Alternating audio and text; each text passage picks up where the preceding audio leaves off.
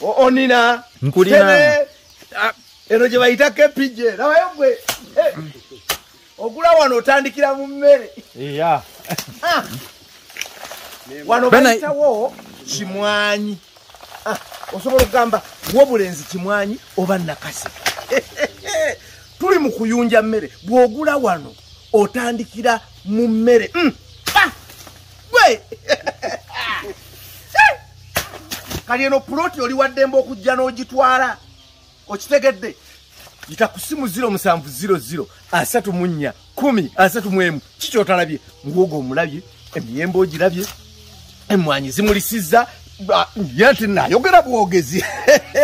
Ebijanjaalo, kwegamba buli ky'oyinza okulowoozaako Kepije ekikoze 0700 34 10 31 ne 0757 62 92 95. Omanyi kye bayita okutandikira mu makungula. Laba obugagga. Ojja kukwata $5,000,000 tukuguze wano ploti 5 ku 10 ate nga yakyapa. $5,000,000 ojja kutandika n'akakadde kamu n'ekitundu. Ezisigaddeyo ozisasule emyezi 5. Kati gwe temaatema engeri gy'oyagala okusasulamu olyoka olabe obugagga. Naye mulabe. Look at this.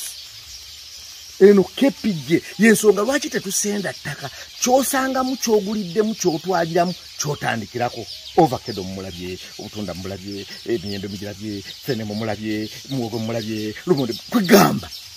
Tusangibwa Kawempe okulina na ofisi zanira ku 0700 34 10 31 ne 0757 62 92 95 5 ku 10 ate nga kyapa. Bukadde butano tandika n'akamu ekitundu. Una plus.